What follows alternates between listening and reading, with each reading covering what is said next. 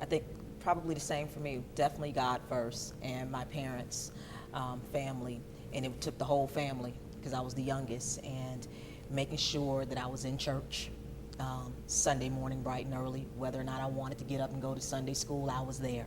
I was there through to 11 o'clock service, and went back BTU training at 5 o'clock. I was there. Every little program that we had in church, I was there. I was an active participant. My brothers, they're much older than me. They reinstilled, and reinforced in me what our parents had taught us. Just like Dr. Heatley said, when something went down, when I did something wrong, you better believe Elizabeth Mosley was there to discipline me. There were no excuses because she had taught me right from wrong, and she expected me at all times, and still does, to do right. And then I would say my teachers, because in elementary and middle school during the time I came up, teachers would pull you to the side, and they would tell you they knew your mom, they knew your dad, they knew their telephone numbers. And if I started getting out of control in school, it was nothing to get on the phone and call Miss Elizabeth. And if my mom had to leave her job and come to school, I knew it wasn't going to be a good thing. So my teachers knew that. But my teachers reinforced what was taught at home: being a good student, being a good citizen, being a good steward. I remember one of my fourth grade teachers, God bless her, love her to death, Miss Bryant. Miss Bryant told me, she said, your attitude will take you far. And she said, if you don't get the attitude right, you're not going to go far. She said, you're smart, but your attitude is bad. And hearing that at 8, 9 years old, it was like, whoa, I've got to change. And the attitude became more positive. And thank God for her. Thank God for my teachers. So it's definitely God, family, and teachers. I would echo what both of my colleagues here have said, that God's, of course, at the very top. I grew up in the 60s, and I was lucky enough to have a dad that was extremely progressive and told me as a young girl that I could be whatever I wanted to be, the same as any young boy could be. And I believed him. And as a result, that led me to strive very hard in all my educational efforts. And it wasn't a matter of if I was going to college growing up, it was where I was going to go to college growing up. And that was crucially important because it was just something that was expected and you had to achieve that. I also believe being involved in a lot of sports and a lot of other activities when I was younger. Team sports teach you how to lose fair and be a good sport, but they also teach you how to strive your hardest to excel and to achieve and to win. I don't think giving everybody a trophy in today's day that everybody's a winner, I don't know whether I agree with that philosophy. I think it's better to be the actual winner and have to work for something and achieve it so that you know that you had to put in that extra effort instead of everyone getting it. And what's the point of that? Finally, education is power, and if you get your education, you will be a success. And I would give all those different things the credit to what has helped me achieve. Very similar themes. My mother always preached to me that I was a reflection of her. And so I was not allowed to leave the house looking raggedy. I was not allowed to have a poor attitude. I was not allowed to do any of the things that my mother felt reflected poorly on our household. So everywhere I went, I was a reflection of that household. And if she ever heard that I had said or had done or had behaved in any way that she wasn't happy with, she would correct that immediately. So definitely my mother was a great factor in how I was raised. But I would also echo again, speaking about the educators, I had so many different educators intervene in my life from elementary all the way through my collegiate career that would go that extra mile. And to this day, I still encourage teachers that I meet in this school system and others to just, go the extra mile, because that one student, that one extra little bit of attention that you show may be what it takes to push them on to achieve greater heights. Faith was important. Your faith system is what lets you know that there's something bigger than what you can see off the tip of your nose. If you believe in something bigger than yourself, then you can be bigger than yourself. And finally, I have to say this, because I think Clayton County is very progressive with their involvement with the military. Military service did something for me. I left home as a fairly meek and timid 17-year-old, and I came back a 21-year-old tiger that could not be stopped. And that was important. And I think that a lot of our children who engage in the ROTC programs that we offer here, they get a taste of that. And they get some of the same themes that we've talked about here: teamwork, positive character development, understanding what it's like to put mission ahead of yourself. Those are things that we all need to be integral parts of a community. And if we embrace those things, I think anyone can be as successful as any one of us are here. I know I would say, because I came from a little small country town in Alabama, that old saying about it takes a village to raise a child, well, I was that child, so I don't know how old the saying is, but that was me, because I was in trouble. But I was in trouble because in the country, there's nothing else to do but hunt, fish, chase animals and stuff like that, and that's what I did constantly. And I had people looking over me from, my mother, my father, my grandparents, my aunts, uncles, cousins, the bus driver, the cafeteria worker, if I tried to get an extra cinnamon roll. All those people, they looked after me. My Sunday school teacher, they grabbed a little ear and I would, chill out in Sunday school. The choir director, everybody that I grew up around, they believed in that old saying that, I'm going to raise you like you're my own.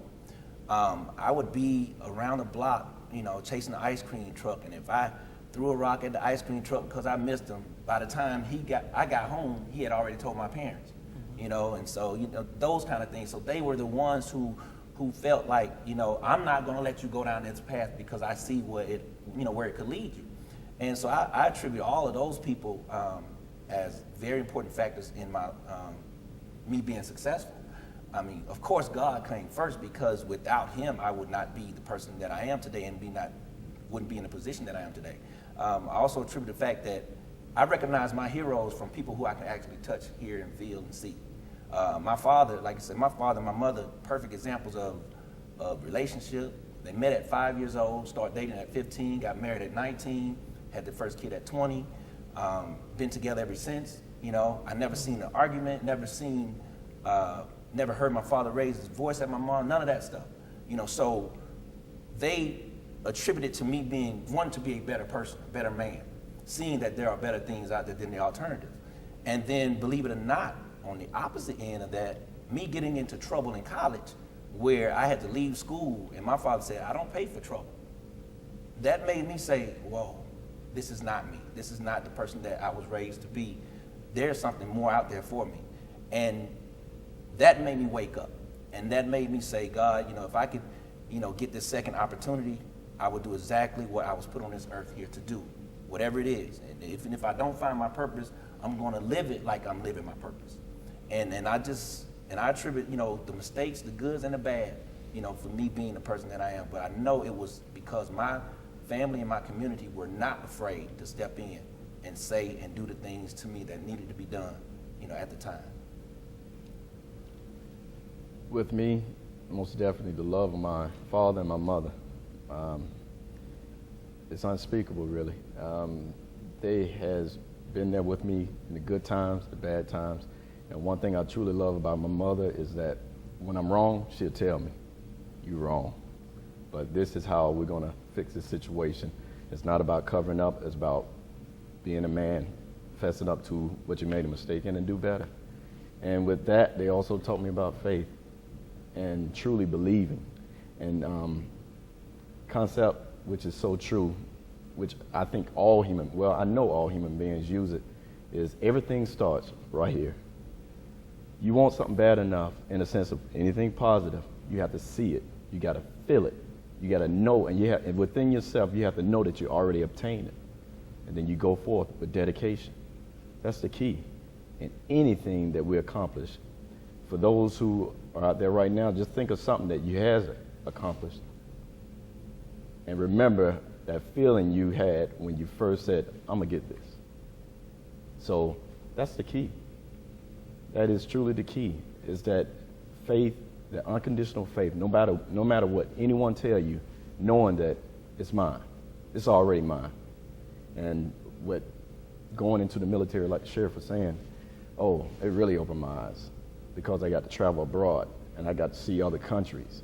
So I began to realize it's more than just the way I was taught, and it's better ways of obtaining goodness in life.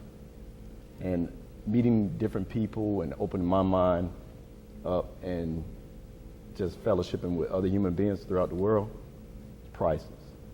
So I really suggest that, you know, if people can travel abroad, which is a big step, but if you ever given the opportunity to travel abroad, please do. Thank you. Before we conclude, we'd like you to take a moment to take a look at this video clip from yesterday's interviews and just tell our community why we must save our sons. What is it that the system could have done for you, Mr. Hill, to help you not being here? Really? There's nothing. They did all they could. It's just I didn't want to do it. Didn't want to just listen to what I was told. I think the first thing we have to realize is young people are too young to make decisions. And I don't mean to be disrespectful to young people, but they haven't had the experiences yet to make certain decisions. This young man I was speaking to wanted to be a high school athlete, but started smoking marijuana at the age of 12. He gave up on self because of a choice. He could not go after that dream.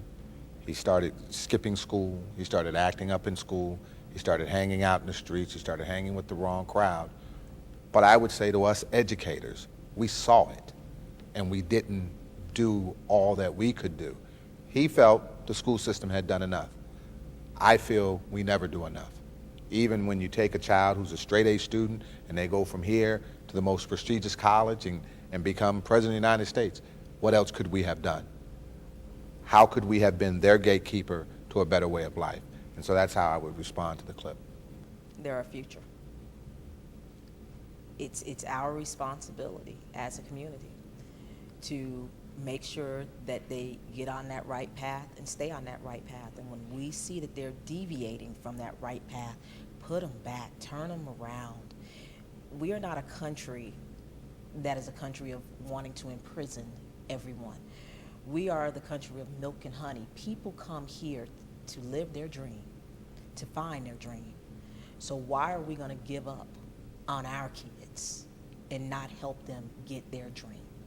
That's what we're here for. We have a purpose.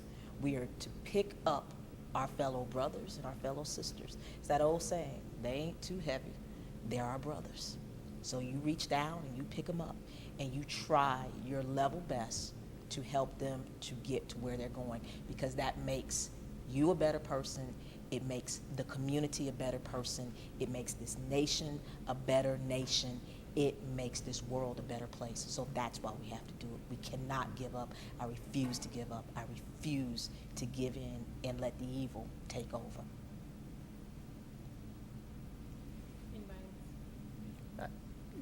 What I saw with the clip is just and echoing a sentiment that Dr. Heatley mentioned. You know, the thing that separates children from adults is their lack of ability to make major decisions, their lack of foresight, and their lack of ability to see what they could potentially be.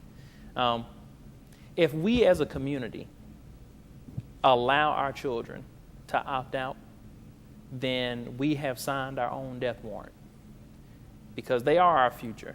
And if the future has decided for itself that it won't ever come to fruition, then we might as well go ahead and climb in the casket and roll over. It's our responsibility to nurture the roots and to grow up our successors, the people who are going to take over for you and I, the people who are going to educate our children, their children, the people who are going to govern, the people who are going to pass laws and enforce laws. We have to create that.